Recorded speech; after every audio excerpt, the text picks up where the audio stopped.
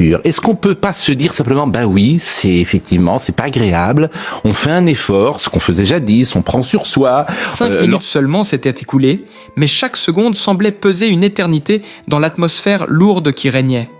Pascal Praud, cet homme dont la voix avait bercé des millions de téléspectateurs, dont le regard incisif avait décortiqué sans pitié les événements les plus brûlants, venait enfin de céder, d'ouvrir une porte qu'il avait jalousement gardée close trop longtemps. Le silence s'est installé, presque palpable, comme si l'air lui-même retenait son souffle, suspendu à cette confession douloureuse que personne n'attendait, et pourtant qui résonnait avec une vérité brute, effroyable. Pascal, cet esprit vif et incisif, ce maître incontesté de l'analyse, celui qui savait manier les mots comme une arme redoutable, se dévoilait dans sa fragilité la plus intime, celle qui échappe aux projecteurs et aux caméras, cette part d'ombre où la santé vacille et menace de tout emporter. Son visage, d'ordinaire si impassible, trahissait une fatigue profonde, une lutte invisible comme elle, que peu soupçonnaient, un combat silencieux qu'il avait mené loin des regards, seul avec ses doutes et ses douleurs. La gravité de son état, jusque-là masquée par son énergie débordante et sa verve inégalée, s'imposait soudain, brutale et sans phare, bousculant l'image publique et révélant un homme aux prises avec une réalité implacable, une vérité qui bouleverse et fait trembler. Dans cette révélation tardive, un fragment d'un souvenir refoulé surgit, ce moment fugace où tout a basculé. Une sensation étrange, une faiblesse inexpliquée, ce léger vertige qui n'a cessé de croître jusqu'à devenir un cri silencieux que Pascal avait essayé d'ignorer, comme si en l'oubliant, il pouvait fuir le destin qui le guettait. Cette fissure dans l'armure inébranlable qu'il avait bâtie au fil des années devenait maintenant une faille béante où se mêlaient peur, espoir et résilience, un combat intérieur que personne n'aurait cru possible chez celui qui paraissait si invincible. Ainsi s'ouvre ce récit, non pas sur un triomphe éclatant, mais sur une lutte intime, douloureuse, une révélation qui fait vaciller les certitudes et invite à regarder derrière le masque, là où la vérité s'écrit dans le silence des battements d'un cœur fragile. Pascal Praud, derrière cette image publique rigide et incisive, dissimulait une lutte intérieure dont peu soupçonnaient l'ampleur, un combat contre une ombre que même sa verve et son charisme ne pouvaient chasser. Ce que personne n'avait jamais vu, c'était ce soir-là. Quand il est resté seul face à lui-même, dans la pénombre de son bureau, loin des caméras et des regards, ses mains tremblaient sans raison apparente, comme si son corps lui-même trahissait une fragilité qu'il refusait d'admettre. Cette faiblesse inopinée, ce mal silencieux, avait commencé par des petits oublis, des moments d'hésitation inhabituels dans ses interventions, une fatigue qui s'insinuait sournoisement entre les mots. Mais il avait toujours refusé de se laisser abattre, de dévoiler cette faille qui pouvait briser l'image d'homme fort qu'il s'était forgé au fil des années. Pourtant, dans les coulisses de sa vie, la vérité était bien plus crue, plus brutale. Des nuits sans sommeil hantées par des douleurs lancinantes, des rendez-vous médicaux qu'il évitait, des analyses aux résultats ambigus qu'il gardait pour lui dans une solitude écrasante. Son entourage proche, peu à peu, avait perçu ces changements, cette tension nouvelle dans ses gestes, ce regard parfois fuyant qui trahissait une inquiétude sourde, mais Pascal, fidèle à son tempérament de battant, rejetait toute pitié, toute compassion, préférant porter ce fardeau en silence plutôt que de s'effondrer publiquement. L'ironie cruelle résidait dans ce paradoxe. Celui qui avait bâti sa carrière sur la maîtrise et la clarté des faits était désormais confronté à une incertitude médicale qui le privait de contrôle. Et ce basculement brutal le poussait dans une spirale d'angoisse dont il ne voulait pas parler. Chaque minute s'écoulait désormais avec un poids nouveau, une urgence latente, car le diagnostic, longtemps nié, commençait à s'imposer comme une réalité implacable, modifiant en profondeur sa perception de lui-même et de son avenir. Les détails de cette dégradation progressive, ces moments d'égarement passés sous silence, ces silences lourds entre deux prises d'antenne, tout formait un puzzle d'ombres et de lumières qui racontait une histoire que personne ne voulait entendre, une chute lente et inexorable. Dans ces rares instants de vérité, Pascal se retrouvait face à ces contradictions, entre l'homme public brillant et l'homme privé en proie des putois à la peur, ce double visage qu'il s'efforçait de maintenir caché, craignant que sa chute ne soit pas seulement physique, mais aussi celle de son image, de son autorité, de son identité. Cette bataille secrète, cette guerre intérieure contre l'inéluctable, révélait une vulnérabilité insoupçonnée, une profondeur d'âme que la notoriété et la façade médiatique avaient jusqu'ici dissimulée avec soin. Et c'est cette humanité brute, imparfaite, qui rendait son récit aussi puissant que déchirant. Ainsi, derrière les projecteurs et les discours, derrière la voix assurée et les analyses tranchantes, se cachait un homme confronté à ses limites, à ses doutes, à la fragilité d'un corps et d'un peau et d'un esprit que le temps érodait inexorablement, un homme dont la confession récente venait lever un voile sur un combat intime aussi dramatique que bouleversant. Pascal s'effondre brutalement, son souffle court, son cœur tambourinant dans une cage thoracique, oppressé, un vertige soudain qui le fait vaciller. Il agrippe le bord du bureau, comme pour se raccrocher à ce qu'il reste de stabilité dans un monde qui menace de s'effondrer autour de lui. Cette faiblesse inattendue, ce tremblement intérieur, ce frisson qui traverse ses membres comme une alarme sourde et impitoyable. Une vérité qu'il avait tenté de refouler au plus profond de lui-même, qui maintenant surgit sans crier gare et déchire la façade d'homme invincible qu'il a construite depuis des années. Pascal, qui d'habitude maîtrise chaque mot, chaque geste, chaque regard, se trouve face à une réalité qui échappe à tout contrôle, un chaos intérieur qui le consume à petit feu.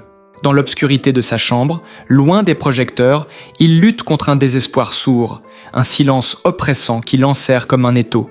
Ces nuits blanches où son esprit s'emballe, ses pensées en cascade qui s'entrechoquent, ce tumulte qu'il ne peut ni arrêter ni apaiser, un dédale d'angoisse, de regrets, de peurs indicibles qu'il porte seul, enfermé dans un coffre dont il a perdu la clé. Cette double vie où l'homme public flamboyant se heurte à l'homme privé brisé. Un paradoxe déchirant qui le pousse à masquer ses failles derrière un masque de rigueur et d'assurance. Sa voix, habituellement assurée, puissante, est devenue parfois rauque, cassée, comme si son corps lui-même protestait contre ce fardeau invisible mais écrasant. Et cette lutte silencieuse, cachée des caméras, des interviews, des débats, révèle une fragilité que personne n'avait jamais imaginée. Un combat contre un ennemi invisible, insidieux, qui rongeait lentement son énergie, son espoir, sa confiance. Chaque matin, il se force à se lever, à affronter le regard des autres, à jouer son rôle avec une perfection implacable, mais au fond de lui, une tempête gronde, un déséquilibre inquiétant qui menace de tout emporter, une tension permanente qui le consume, un secret lourd à porter, une douleur sourde qui alourdit chaque pas, chaque pensée, une angoisse diffuse qui s'infiltre dans ses gestes, dans son souffle, dans son silence. Il se souvient de ce jour précis où tout a basculé. Un rendez-vous médical que l'on pensait banal, une batterie d'examens, un silence pesant de plusieurs minutes qui a fait vaciller son monde, des mots prononcés à voix basse, un diagnostic voilé qui a déclenché en lui une tempête d'émotions contradictoires, colère, déni, peur, acceptation hésitante. Ce secret, il l'a gardé jalousement, craignant l'impact sur son image, sur sa carrière, sur son équilibre fragile. Il a choisi de le porter seul, dans l'ombre, préférant l'isolement à la pitié, la résilience à la faiblesse. Mais cette lutte solitaire a creusé en lui un abîme, une fissure dans l'armure qu'il avait toujours exhibée fièrement. Le poids de ce non-dit a transformé sa relation aux autres, distendu les liens, créé des zones de silence, des malentendus, des moments d'isolement qu'il camouflait par son travail, par son engagement, par cette énergie presque fébrile qu'il déployait devant les caméras. Mais derrière ce masque, il y avait cette peur viscérale de l'abandon, de la solitude, de la fin imminente, un vertige existentiel qui le saisissait au moindre instant de calme, un poids qui alourdissait ses épaules et assombrissait ses nuits. Pourtant, dans cette nuit intérieure, il y avait aussi une flamme, fragile mais tenace, un espoir presque insensé qu'il s'accrochait comme à une bouée, cette volonté farouche de ne pas se laisser submerger, de continuer à se battre, à écrire, à parler, à exister malgré tout. Mais chaque jour était une bataille, une course contre le temps et contre lui-même, une danse avec l'ombre qui menaçait de l'engloutir, un équilibre précaire entre la force affichée et la vulnérabilité cachée. Il y avait ces moments d'égarement, ces oublis inquiétants, ces absences fugaces où son esprit s'égarait dans un labyrinthe de confusion, des lapsus, des hésitations qui trahissaient un trouble profond, qu'il refusait de nommer, de reconnaître, de partager. Et dans ces instants, il se retrouvait seul face à lui-même, face à cette part d'ombre qui grandissait, face à cette vérité qu'il fuyait en s'enfonçant dans le travail, dans l'agitation, dans le tourbillon médiatique qui masquait son désarroi. C'est ce paradoxe déchirant qui rendait son histoire si humaine, si tragique, cette lutte entre le désir de paraître invincible et la réalité implacable de sa fragilité, cette bataille intérieure qui le consumait et le transformait jour après jour, minute après minute, dans le silence le plus total. La vérité, ce secret qu'il portait comme une croix, pesait sur lui avec une intensité croissante, chaque respiration devenant un effort, chaque pas une épreuve, chaque regard un défi. Et pourtant, malgré cette détresse, malgré cette peur sourde, il continuait, il résistait, il avançait, porté par une force mystérieuse, une volonté farouche de ne pas céder, de ne pas laisser cette ombre prendre le dessus, de garder le contrôle, de rester maître de son destin, même si celui-ci s'assombrissait chaque jour un peu plus. Cette contradiction permanente, ce combat silencieux, faisait de Pascal un personnage complexe, fascinant, un homme pris entre deux mondes, entre lumière et obscurité, force et faiblesse, espoir et désespoir, un homme dont l'histoire ne faisait que commencer. Une histoire à la fois intime et universelle. Un récit que personne n'avait encore osé raconter. Une vérité enfin dévoilée, mais dont les contours restaient encore flous, prêts à être explorés dans toute leur profondeur et leur intensité. Pascal avançait dans les couloirs de son appartement, l'esprit tourmenté par des souvenirs qu'il avait cru enfouis à jamais. Une présence invisible qui hantait chaque recoin de sa vie, chaque pensée, chaque battement de son cœur, usé. Elle, cette femme au regard mystérieux, au sourire à la fois doux et cruel, celle qui avait traversé sa vie comme un éclair, bouleversant tout sur son passage, sans jamais laisser de trace évidente, un amour secret, enfoui sous des couches de silence, un feu que Pascal avait tenté d'éteindre mais qui continuait de brûler sous la cendre, brûlure qu'il dissimulait derrière ses masques d'assurance et de froideur, ce jeu subtil des regards échangés en public, ces gestes presque innocents qui cachaient une complicité intense, une tension palpable, un mélange toxique d'attirance et de répulsion qui rendait chaque rencontre aussi irrésistible qu'inquiétante, une danse dangereuse où chaque sourire portait la promesse d'un secret inavoué, chaque silence une menace, chaque mot un piège invisible. Leur histoire n'avait rien de conventionnel, elle se tissait dans l'ombre, entre les rendez-vous clandestins, les messages effacés, les silences pesants. Pascal et cette femme semblaient condamnés à une passion aussi dévorante que destructrice, un amour impossible que le poids de ses responsabilités publiques et de ses propres démons rendait impossible à vivre pleinement. Pourtant, ils ne pouvaient se détacher l'un de l'autre, prisonniers d'un lien aussi fort que fragile, une obsession qui dévorait leurs âmes dans le secret des nuits solitaires. Le souvenir de leurs échanges furtifs, de leurs mains frôlées dans un couloir, de cette chaleur soudainement palpable malgré la froideur ambiante, revenait hanter Pascal comme une mélodie lancinante, un écho douloureux de ce qu'il avait perdu, ou peut-être de ce qu'il n'avait jamais vraiment eu, et ce mélange d'amour, de haine et de regret s'entremêlait en lui avec une violence silencieuse, exacerbant ses tourments intérieurs, nourrissant sa solitude profonde. Chaque regard posé sur elle, en public, chaque parole voilée, chaque absence qu'elle laissait derrière elle était une blessure invisible, un mystère qui le hantait, une énigme que Pascal refusait pourtant de résoudre, préférant l'illusion à la réalité cruelle, se perdant dans des conjectures douloureuses qui l'éloignaient un peu plus de la paix qu'il cherchait désespérément. Cette relation secrète était aussi un miroir déformant de ses propres contradictions, une projection de ses peurs et de ses désirs les plus enfouis, une blessure ouverte qui ne cicatrisait jamais, un poison doux amer qui le consumait lentement, l'obligeant à jouer un rôle sur scène, à cacher ses émotions derrière une façade impénétrable. Il y avait dans cette histoire des non-dits lourds de sens, des silences qui hurlaient plus fort que des mots, des gestes chargés d'une intensité douloureuse, un mélange détonnant de passion et de douleur qui laissait Pascal à la fois fasciné et déchiré, pris au piège d'un amour qui ne pouvait s'épanouir sans se détruire, un combat intérieur où chaque victoire se transformait en défaite, où chaque espoir se heurtait à la réalité implacable. Pourtant, malgré ce chaos émotionnel, il y avait des moments de grâce, de tendresse fugace, des instants volés au temps où le monde semblait suspendu, où Pascal retrouvait un semblant de paix dans ce regard complice, cette étreinte éphémère, un souffle d'éternité au milieu du tumulte, des fragments de bonheur qui rendaient l'abandon encore plus insupportable, les séparations plus cruelles.